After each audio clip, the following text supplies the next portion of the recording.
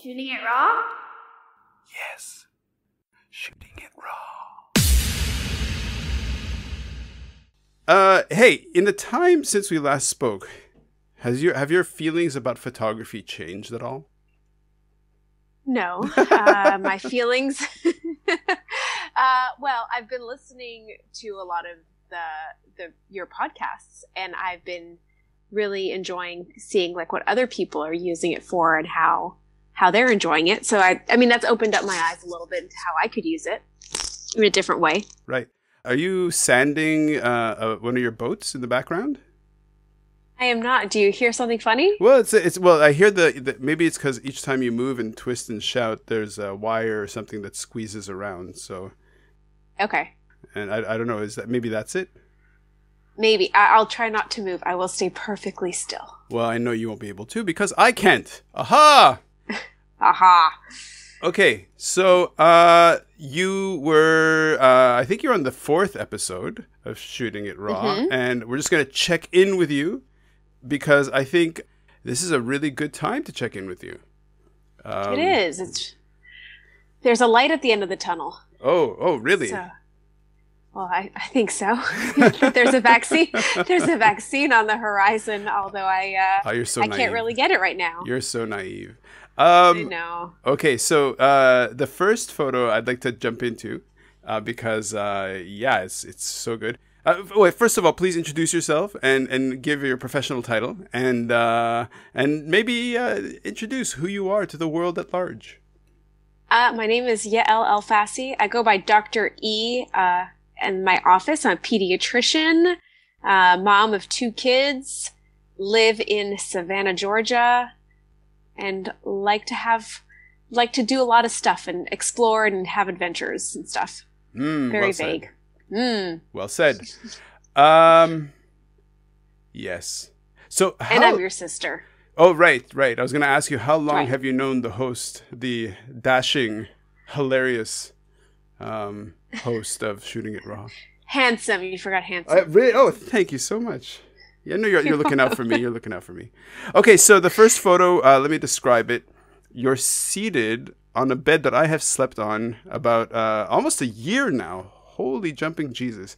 So when COVID first started, I took Cadence, my daughter Cadence, on a flight and said, "Hey, Yael, we're landing tomorrow. We're leaving. Bye." And then we flew from Hong Kong, landed in Savannah, Georgia, and you picked us up, and it was such a treat. And we stayed in this room. And so, just to describe, at the very top of the image, where you can just barely see the hint of it, is the blurred fan blade of a ceiling fan, and you could see the 2 sort of chains with the switches. And then behind that is a very whimsical. A most whimsical room. A whimsical wall of yellow with like white zigzag patterns going across. Chevron pattern. Oh, very nice. Thank you. Did you chevron? Who made that? I did chevron. That was Charlie's, my daughter's bedroom when we first moved into this house. So yes, I did the chevron pattern in gray and yellow. Right. It's very nice. In the middle of the photograph, so is your head smack dab in the middle with your head tilted, we'll say, to 11 o'clock. With your forehead at 11 o'clock. You're looking right at the camera. You've done a selfie, and you're seated on a bed with the blankets and pillows all a tussle. And it's like I guess it's like a large child's bed. And you're seated cross-legged, and you're holding up what looks like a plate of pizza. And you're kind of going like, you're wearing a bright red t-shirt with black, I guess those are leggings. And then you've got boots on the carpeted floor, gray carpeted floor. And there's a little drum kit, a cute little kid's drum kit on the left with like a purple and everything. So now that I've described the image, why do you think I'd choose? And by the way, the name of this photograph, do you remember what we called it? Rona, Café Rona, I think. Sherona. Sherona. Yes. Although I think a more appropriate title is All by Myself, because that's how I felt. What a wanker. That is how I felt. So to kind of what prompted this picture was earlier that day I had been tested for coronavirus because I had a little tickle in my throat. And it was a little funny moment. You know, I'm at my office, and I was like, well, before I start my workday, let me put down my stuff and go get tested. I was just tested the week before, like 6 days before, and I was negative. But I couldn't ignore the tickle in my throat. And as a joke, I was telling my colleague that I would just swab myself so I could learn how to do the rapid antigen test that we had just received fresh off the presses at the office. And we were joking around, and I was joking about how funny this was and how it's like a pregnancy test with 1 line or 2 lines. And as I'm reading the instructions, if 1 line is negative or 2 lines is negative, it pops up and I am positive for coronavirus. Boom. So, you know, in that moment, you're just like, oh, holy shit. You just don't, you know, like all these thoughts go through your head of, holy shit, I'm positive. And then who did I see?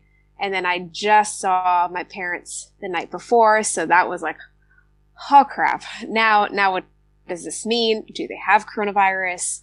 You know, are they going to die? Am I responsible for their death? It's just like a lot.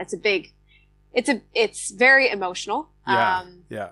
So pretty much in the parking lot at work, had a little breakdown and cried about what that would mean, and then went to go pick up the kids because they're in pod school and took them home. And so I pretty much masked up right away. And this picture was once Brad came home, my husband came home, he was feeding the kids dinner, and I was secluded by myself in that room with the idea that the whole week I was going to be by myself in this room with a really, really loud Chevron background. Mm-hmm. So just like that picture of like, I'm all alone. So that's what prompted that picture. Well, I know. No, look. So just to kind of expand the portrait, right? Like, you're a pediatrician in Savannah, and you have, by your own admission to me, was, you know, I've been following all the protocols, best practices. I've been doing my best. I am the uptight one around all my friends and everything. And then you essentially discover that within your immediate circle, you're the one who got I'm positive. I'm the dirty whore. Hey, watch your language. This is a podcast for children. I'm sorry. Just put the E. Just put the E next to it. I mean, but really, it's like there's a stigma to having coronavirus. First of all, nobody talks about it. Wow. Nobody wants to say that they've had it. Nobody wants to say that they've been exposed. I think you're right. And then when you do, and I know I'm right because, so I'll get there. But when you do end up getting it, it's very hush hush. Like, you just don't want to tell anybody you have it. And then you have to make the phone calls of shame you have to call every person that you've been in contact with in the last 5 days and tell them that you have it, and that, you know, you just feel awful. You're like, I'm so sorry. And, I single-handedly ruined Hanukkah for one family. I stopped a trip for another family. You know, everybody has to shut down, and you really do feel dirty. You're just like, I'm so sorry. But I decided to I was tired of the stigma, and I was saying, you know, we should share so that people know, because everyone feels like it's so far away. I'm not going to get coronavirus. I don't even know somebody who really has it. Like, I know a few people because I'm in the healthcare field, but I don't really know very many friends who've had it.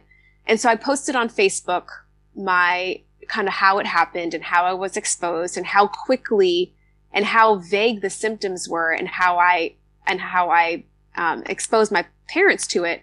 And within 10 minutes, I had 3 different people contact me saying, that's my exact story. That's exactly how I had it. Or I have it right now. And this is people that I'm like, oh, wow, you're right next to me. You're just down the street, or you're just, in the same neighborhood or something. So it's everywhere. Just people aren't talking about it. Right. Yeah. Once you told me, I shared it with a few people that I know. And then all of a sudden I had 3 people say, yeah, I had it like 2 months ago. And you're right. There is this weird stigma that somehow it's blaming the victim in a way. Mm-hmm. Mm-hmm. I mean, and okay. you automatically go through it. You're automatically like, who gave it to me? Where did I go? Who had it? You want to find the source, and sometimes you can't find the source. Right. So look, let's put it up on the wall.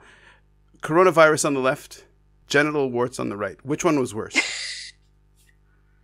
I've never had genital warts. Oh, look, but I would imagine genital warts is worse. For the stigma, really? Yeah. Okay, yeah, listen. For the stigma, yes. Are you really going to be the last one to find out? Now, if you said chlamydia, maybe. I don't.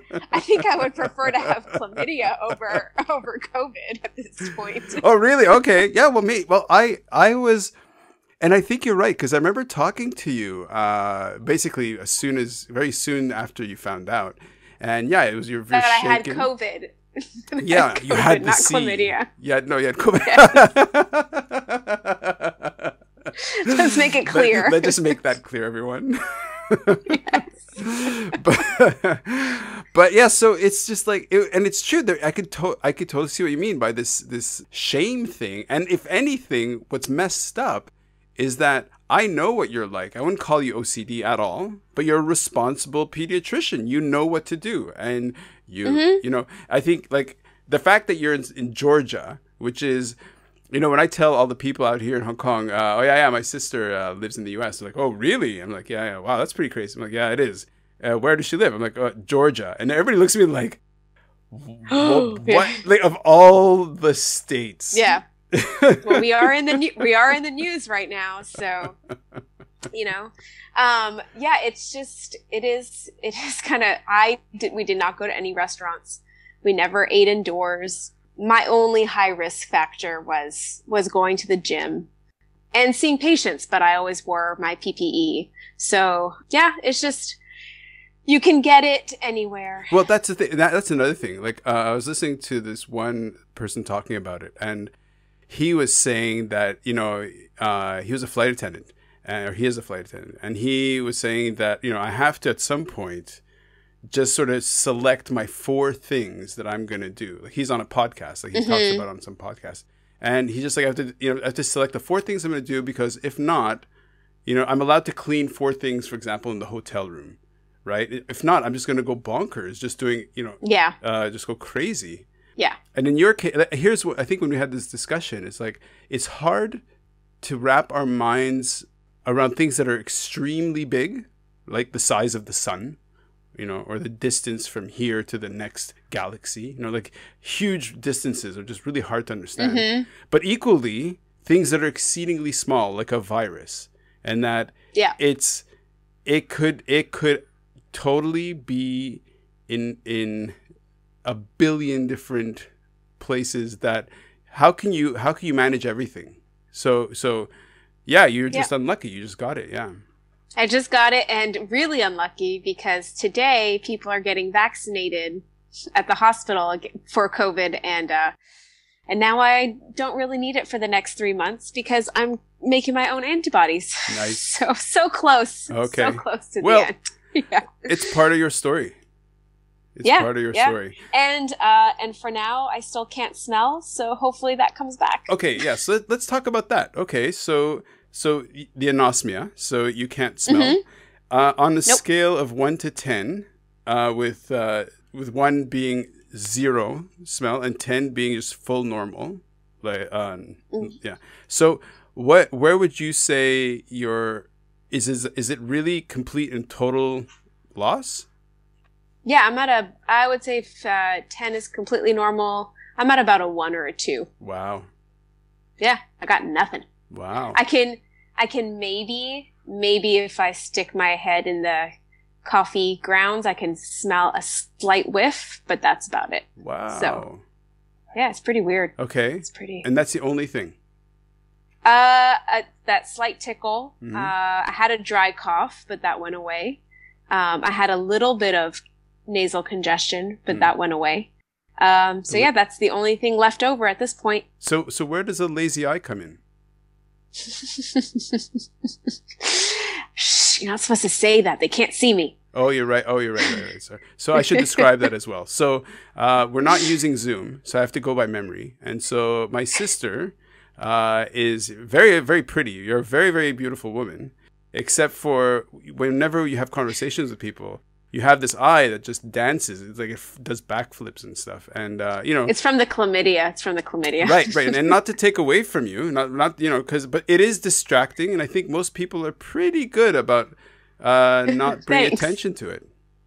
I appreciate it. Yeah, I appreciate it. And I think we live in a strange world where getting COVID, which is a pandemic, which affects everybody around the world, garners more shame than your freakishly lazy eye. I mean, it's freakish.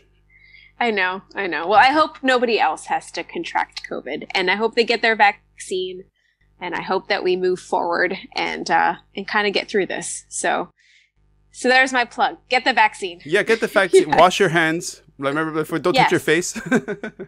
Don't touch your face. What was it? Stay clean? Stay clean? Or, yeah. Yeah. Let's talk about, for example, I think the feelings of shame, are really important. But, the light at the end of the tunnel, right? That feeling of, I kind of feel that now that the vaccine is kind of getting around, that there's going to be a sense of elation, of release, of joy to just, for people to get back to normalcy. But we're not there yet. We're still going to have to mask. We're still going to have to, there's still a lot of studies left to do. We still have to see if people can still be contagious, even though they have created antibodies. So, it's going to take a while to vaccinate a large portion of the population, and it's going to take a while to study this vaccine and see how long immunity actually lasts, and if people are going to need to have repeat boosters of the vaccine over time. Yeah. So we're definitely, it's just nice to have something to look forward to. It's nice to be able to go to work and hopefully have teachers get vaccinated so kids can go back to school. Right. It's just nice to have something to look forward to instead of this just every day, no end in sight. And so the anxiety.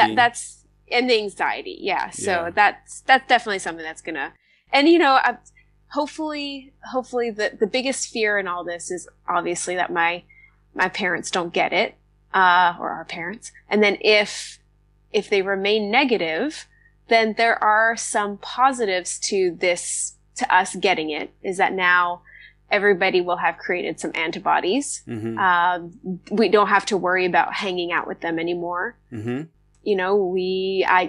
We're still going to mask up, but if we do want to go to a restaurant and sit a little closer to people, we could do that. Mm-hmm. So there is a little bit of positivity in all this as well. So looking forward to it. Wow. Yeah.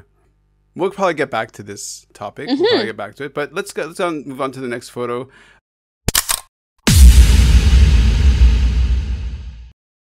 How about we pick the one with the logs, with the shells on the log? Okay, so the snails. They're snails. I call them cockles because I like the fact that they had the word cock in it. So cockles and log. I am an idiot. You're so mature. This isn't called shooting it maturely. This is called shooting it raw. Yeah. I'm an idiot. It's fine. Cockles and log. Cockles and log. So the photograph is beautiful. It's a beautiful photo. It's the tree. Okay, so basically it's a log that's exceedingly warped, and it looks almost like a sculpture. It doesn't look real. Mm-hmm. Because everywhere there's a knot in this tree are these swirls, so that it looks as if a tree was painted by Van Gogh. Mm-hmm. And but the tree itself, I don't know if it was because it was raining that day or misty or whatever, but the tree is wet, so it's quite glossy and glistening, and the color's beautiful. And Mm-hmm. I'm assuming you placed snails on all the little spots, so it just looks perfect. It was what? What? No, it was a naturally placed phenomenon. What? So no, I'm just kidding. You So liar. that is called. It's in Jekyll Island, which is just south of Savannah, Georgia. Jekyll And Island? we were Jekyll Island, yes, and that's Driftwood Beach. So pretty much a little tree graveyard area, and we went camping for the weekend with the fam To get COVID. and it was to get COVID. No, that's not where we got it. That morning it was super, super rainy, but we went out anyway and went to Driftwood Beach, and we were the only ones on the beach, which was really nice. Oh, sweet. And so these trees, pretty much as the tide has come in, it's kind of eroded the tree line, and it's just over time kind of dragged these trees out into the water. So there are some trees that are in the middle of the water as the tide comes up. And then other trees, just from over time of wind and water and sand, just get these beautiful, they're just driftwood, and they just have these beautiful markings all in their bark. Mm-hmm. And some of them are covered in barnacles, and other trees were covered in snails. And that particular tree, actually, I put some snails on our faces and all that stuff, and we were carrying them around. And that particular tree had about 2 or 3 snails already in the knots, and just needed like 2 or 3 more to finish the effect. So I just kind of placed them there, and it's just a beautiful beach. So you just put the really, crops really nice. on all the knots and on your faces. Exactly. Right. Where they belong. Oh, right. Got it. Yeah. Because there aren't enough on people's faces. Snails. Exactly. Sorry, snails. No, it is it is such a beautiful weathered piece of wood. And it really does look like a Van Gogh painting. Like, it's just the swirl of it, and the image is beautiful. And I get the impression that it was an overcast day. Mm-hmm.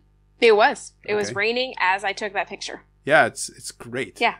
I mean, it's just great walking around and just being able to see. I love there are a couple of beaches here that have like driftwood or the tree graveyards area, and it's just beautiful to see what wind and water and what it'll do to the bark and stuff. And it's really nice to see that. So how do you know you didn't get COVID on that weekend? Because we've calculated the timeline. That wasn't the weekend. Oh, okay. Because there's an incubation period, and we already know, kind of by looking back to our symptoms, there's no way it was that weekend. That was Thanksgiving weekend. Yeah. Oh, okay. We're good. So who have you slept with in the past year? Is that the wrong not question? chlamydia. This is not Yes. This is not the right conversation. It's a different conversation. Not the right conversation. Sorry. Exactly. Okay, sorry. We'll keep moving. But have you been able to narrow roughly saying, oh, well, this is what day it was roughly? And it really is, as you say, like getting pregnant as well, like with a test. It really, you're just like, when did this happen? Yeah. So I know so today we are Wednesday. So I know for a fact that my symptoms began last Wednesday, and that my incubation period was about 4 to 5 days. Okay. So that I got exposed on Saturday or Sunday to the virus. Mm.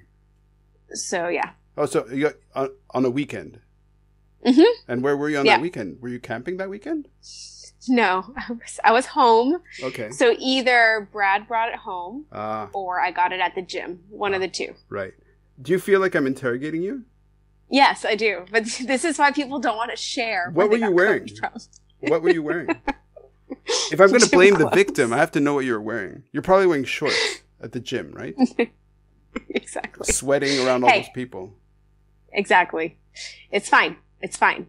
Don't worsen the stigma. Don't make it worse. I'm on your side, believe it or not. I know it doesn't sound like it.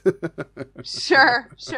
I'm always But other people, see, you're not making people feel comfortable. They should feel comfortable and come out with their diagnosis. But look at the language you're using.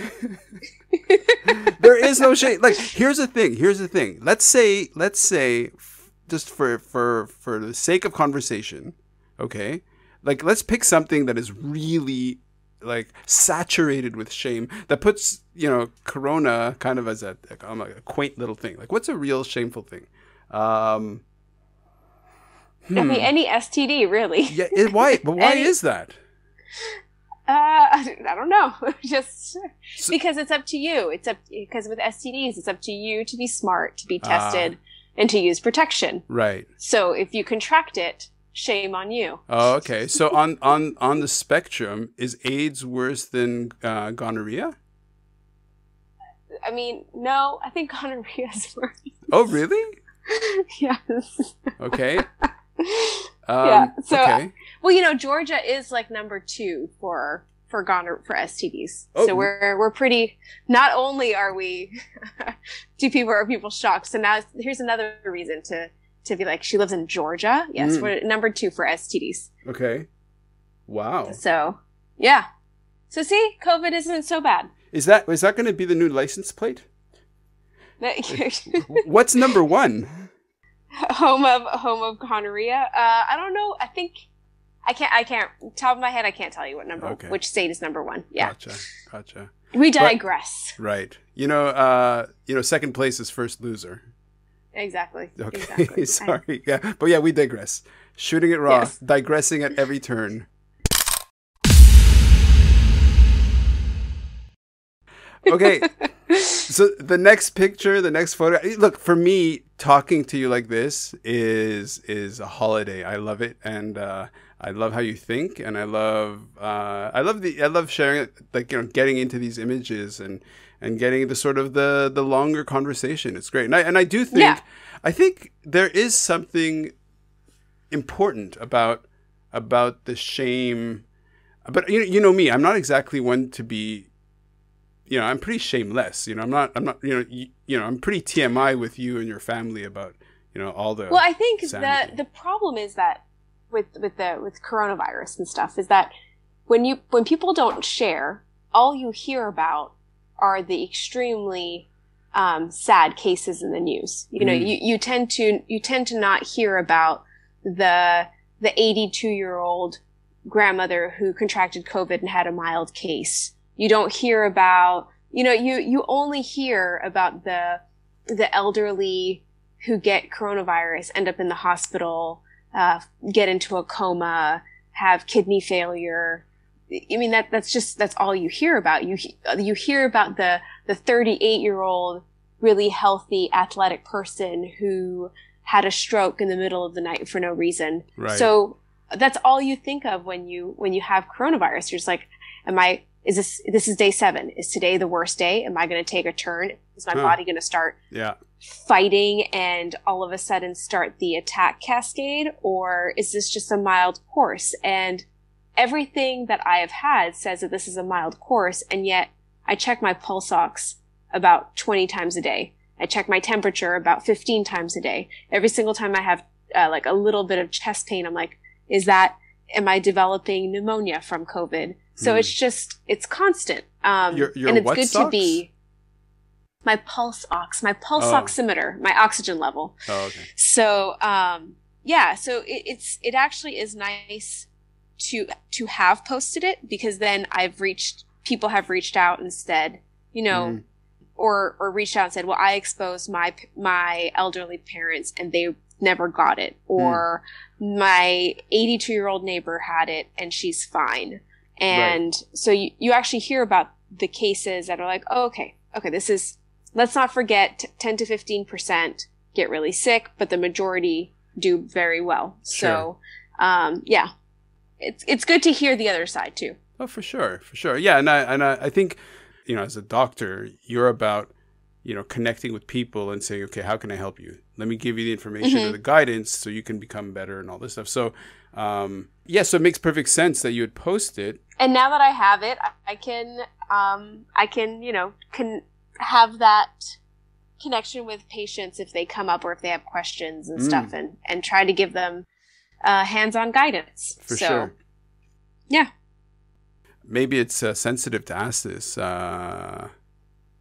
So I'm fixated on this because you're essentially the first person who I know who got it. And so So there is this curiosity because it is usually as a news story, it's always outside somehow beyond. Mm-hmm. In this next photo, in the third photo, it's a black and white image where you're doing a self-portrait. You're in your mask. So it's a black and white photo, the white mask. You are in the sort of bottom left quarter of the image with your face looking at the camera. You've got like a kind of a granny blanket over your thighs, and just you're sitting. Those are your pajamas. Right. With Minnie Mouse. And then, okay, sorry. So you're sitting on this rattan sort of chair, and behind you is you're on your deck, which in Savannah is protected with mosquito netting or whatever because the bugs can be bad. And then there's your your nice sort of table, and at the end of the table, sitting like a pariah, is your very handsome. Well, not like a pariah, sorry. It's not, no, you're the pariah making a photo of the very handsome man sitting at the end of the table, looking at you, going like, okay, here we go. So, yep. I really love this image. Yeah, it's a really fantastic image because it's a perfect sort of snapshot. Now, at this moment, you have COVID, or no? Yes. Okay. Yes. So this was the day after taking that all alone picture. The first one we talked about. So this is Saturday morning, and I am sitting on my deck having my coffee, and I still hadn't realized that I can't smell yet, but I was wearing my mask and getting ready for the weekend of just kind of being 12 feet away from everybody, wearing my mask, or being outdoors, and just kind of having that, just mentally getting prepared of just being like, you are there and I am here, and this is how we will be until 10 days pass.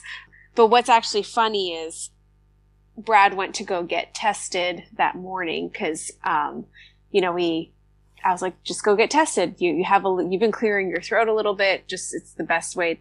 And might as well go get it done. You guys live together. I mean, and we live together. Yes. So he went to go get tested, and so I think about half an hour after I took that picture, and then he came home and he was like, well, I'm positive. And the first thing I did was just rip off the mask and just give him the biggest hug and be like, we can be together. Wait. Brad got COVID? He's positive. We're all positive. What? We all got it. We're all dirty. Yes. So, ew. So we, I know. so it was actually quite nice because, now I didn't have to sleep in a separate room. You make it sound like you've been through the war or something. I had to sleep in another room with the door closed. But some people, but really, it's really lonely in there. I had some friends. I just want to say that your words can and may be used against you in a court of law. I know. But I had a friend who had a positive, and she had to isolate at home, but she had the kids. And then, so every single time somebody had a symptom, the clock had to reset.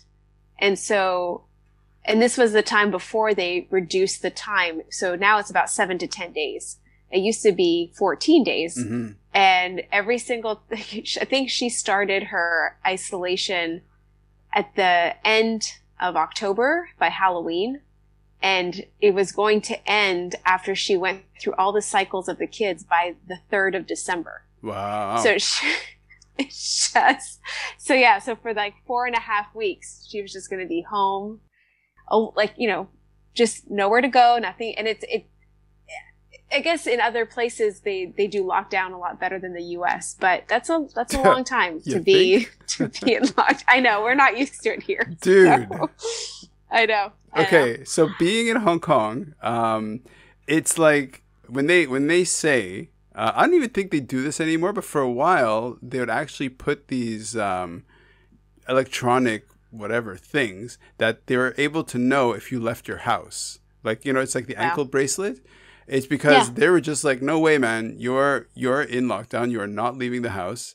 And or if you were positive, I think they would put you in special quarantine buildings or hotels or whatever.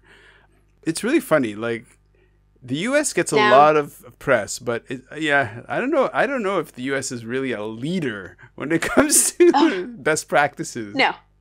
And you and I are Canadian, so we've always known from the beginning that U.S. is not number one. Sure. We're number one. We're like, no, you're not. So we know that the U.S. doesn't do it right. I mean, every single time at my work I call to tell somebody they have a positive, I'm always like, okay, so you're home, right? Because you got tested. Like, well, I'm at work right now. Like, right. Okay. Yeah, so you have to go home now, and really you should have stayed home. I'm like, well, can I just finish up my day? So I am not shocked at all that our numbers are through the roof. I'm not surprised. Yeah, it's just nuts. Yeah. Why do you think? So because you're Canadian living in the U.S., you're American actually. You have American, like you're a full-blown American. Mm-hmm. Every once in a while, I hear people really ribbing on the U.S., right? The Americans. But it's like, hold on a second. Belgium is really bad, and like in Belgium, supposedly the numbers are through the roof. It was like that in Italy. It was like that. It was like that in Israel. I think supposedly Austria. I mean, I don't want to make a but it may not be true, but the UK has had, because we're in Hong Kong, we really hear a lot about the UK, and it's had extremely bad numbers. What do you think it is about the psyche that makes people have a hard time doing the best practices? I mean, I guess they've termed it COVID fatigue, and it's real. It's like people get tired of I think you just get to a point of just saying, just like your friend said, like, let me pick 4 or 5 things that I absolutely need to do to survive this, whether it's go to the gym or occasionally go to restaurants or hang out with your small circle of friends. But, I think you end up doing that and then you're fine. And then you're invited to a wedding or a party and you go to that and you're fine. And then eventually you're just tired of I think people just get tired of staying home or not seeing their family. And I'm hoping that now that there is the vaccine, like, not just we're talking about it, but it is available. I hope that people will be able to kind of get that last little energy, that last little boost to just stay home or to mask or to stay outdoors, or to maybe skip the holiday gathering and just wait for the vaccine, because like we're so close. And I think that what was happening is that we kept talking about the vaccine and it was just about do the right thing and stay home. And people were just tired of it. Like they were missing family. We're social creatures. Mm-hmm. And I think that's what we were missing. So yeah, I mean, you can't fault anybody. No, there is no fault really at all. But whenever those conversations happen about blaming or judging others, it's like, well, yeah, we can judge. We can definitely judge. Some countries have a much better track record than others. But at the end of the day, people are reacting and responding to their needs and feelings. And okay, so we know that the vaccine, from what I understand, is given in 2 doses, split apart by 1 or 2 weeks, right? So as a pediatrician who has to sometimes give vaccinations, I assume that it being 2 doses they're going to be people falling off who are not going to get both, who might get one but not the other. Yeah. So ideally you want to get the second dose because your immunity will increase from 50% to 95%. So it's definitely a very big increase to get that booster. What they're doing right now, and I think they're not going to see as many people being lost to follow-up for the first and second wave because of vaccines, because it's going to be, nurses and physicians and respiratory therapists and nursing homes. So they'll be able to schedule their 3-week vaccine, and I think everybody's going to show up for that. I agree. And hopefully the people who are getting their vaccines, they're getting it because they want their immunization. Like, they want to be protected. They want to see their family, and they'll be responsible enough to get their booster. If you don't get the booster 3 weeks after, that's okay. It's ideal to get it about 3 weeks after the first one. It's like 21 to 28 days.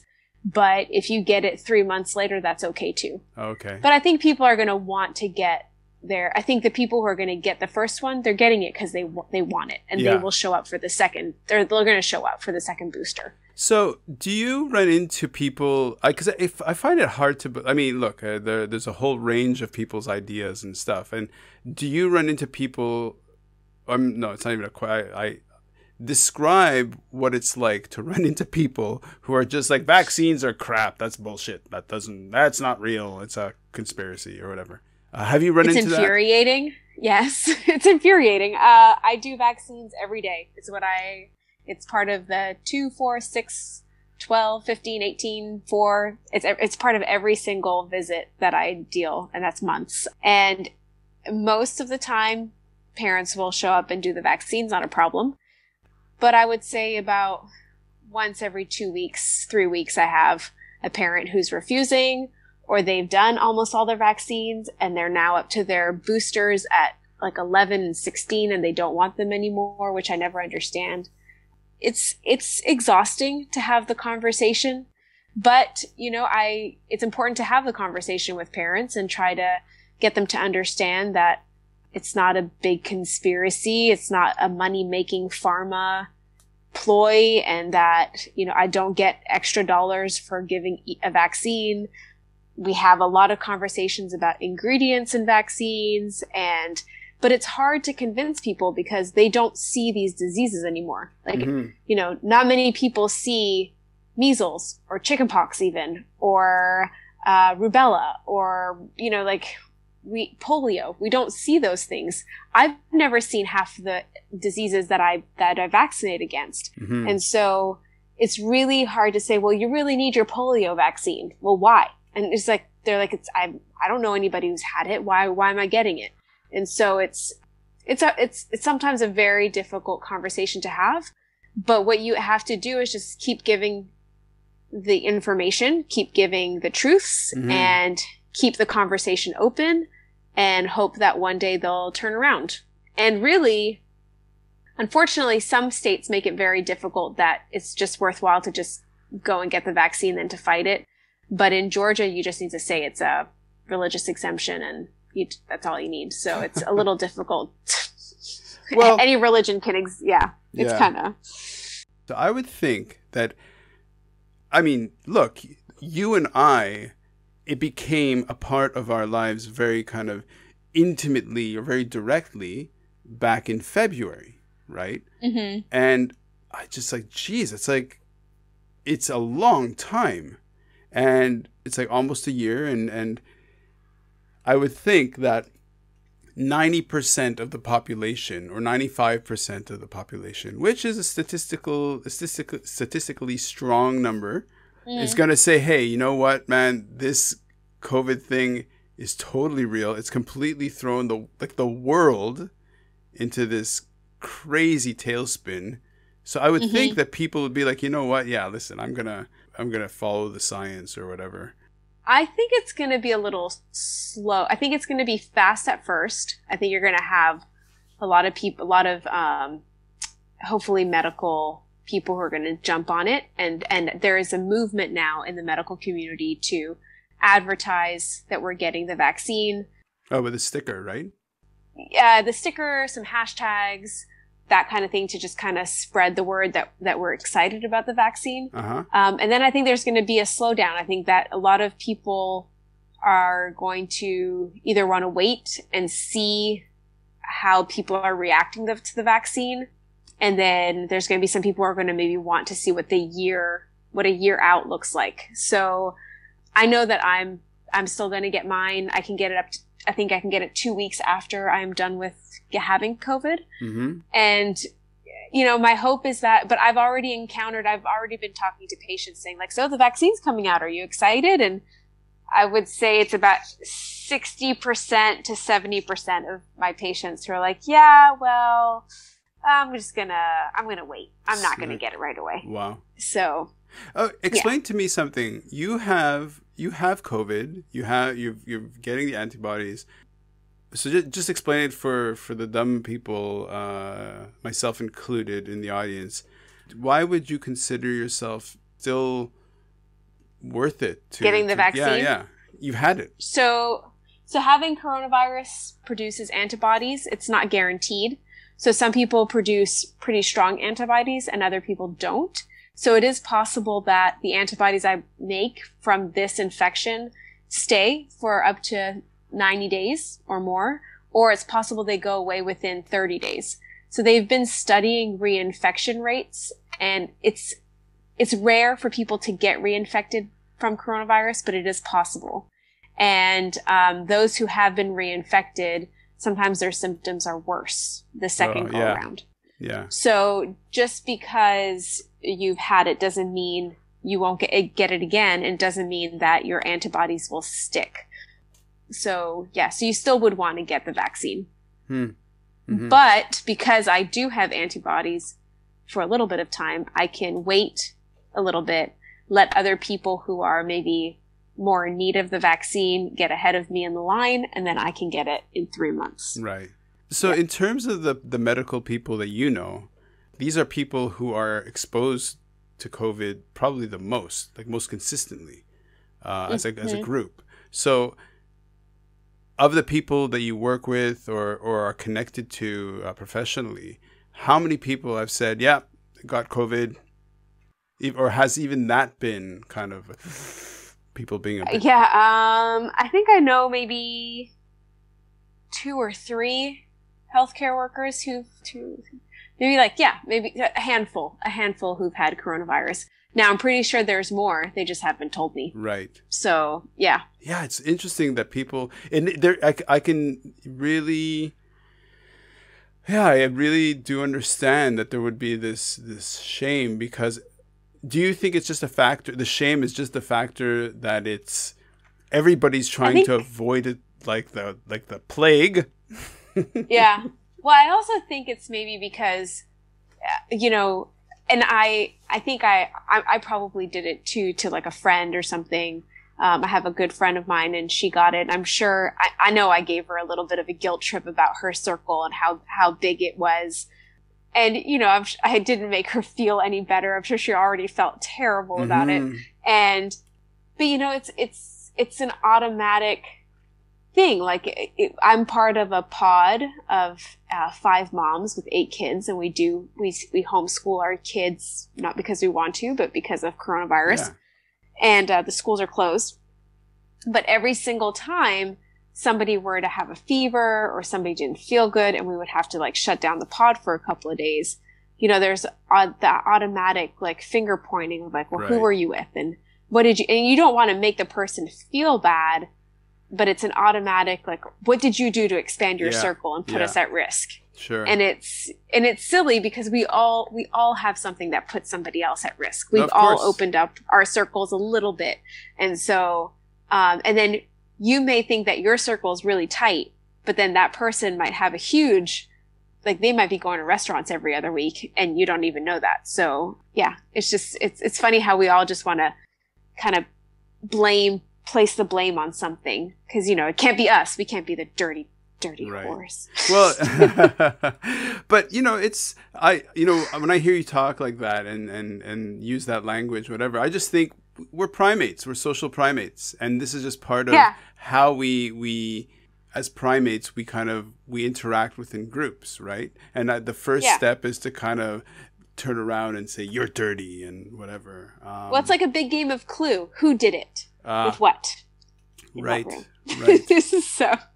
That's it was me. Yeah, in the it kitchen, was you with the candlestick in the kitchen with a turkey baster. So, wrong conversation again. Damn it, wrong conversation. Nice. Nice. So sorry. Okay, so what's going on with you guys then after this? So okay, so in terms of the microcosm of your family, okay, so Brad has COVID, you have COVID. I assume the two girls The have girls COVID. had COVID. Okay. And so what is the protocol for the family? So it's 10 days, and then we are no longer contagious if we don't have any more symptoms or if we're feeling better. So we actually had a trip planned to Key West for Friday, and that is our 10-day mark. So luckily we can still go on our trip. That is the plan for the Connors. Yeah, we're going to go. We're going to the Keys, and that's what I was doing just before we spoke, is I was canceling the trip for Mom and Dad because they will not be coming, so just to be on the safe side, because just like we were saying, we're so close to the end. Why take unnecessary risks for them? So we're just going to cancel their trip. So now that you have COVID and you're coming out of COVID, so have you had other patients or other friends who have been, because we haven't heard stories about people who've had COVID and who are just, listen, back to life. Okay, now we're not even as worried. Yeah. Well, so, it's funny because I've been seeing lots of people who have their kids in extracurricular activities and they're doing like cheer competitions or dance competitions. And before having coronavirus, I was like, well, that's very irresponsible of them. And then now realizing, wait, they probably had it, or, I know some people who are going to weddings, like for some reason, all their friends are getting married and maybe they've already had COVID, and maybe now this is why they've enrolled their kids in extracurriculars, because they're like, well, I guess they just haven't said it. They haven't told anybody, but they're now, they have antibodies, and they're like, well, my child can go to these large group competitions. So I'm wondering if maybe that's kind of what's happening. Some people have had it and they are choosing to go about. And yes, they look irresponsible to us because, hey, that's not the right thing to do when you're trying to fight off having coronavirus. But if you've already had it, then a part of me is a little relieved because the girls go back to school in January, 2 days a week. We're starting back. The school's opening up for 2 days a week. So part of me is slightly relieved that the girls can go to school and they have some protection. Right. So right. That makes me a little bit more comfortable. Okay. That's interesting. Yeah. Thank you so much. And I love you, Yael. Love you too. Stay clean. Wash your hands. And don't get chlamydia. Right. Don't get corona. And you know what? No shame about any of anything. I just feel like that whole thing is just whatever. Like, who's got... You have one life. Don't be ashamed if you have... I'm going to scream it from the rooftops. For I sure. have COVID. No, not only COVID, anything. And that lazy eye. I mean, you can't get it fixed. Okay. Don't be, it's fine. You're fine. Thank you. Thank you. Thank you for your support. Bye. Love you. Bye. Love you too. Bye. Tuning it raw?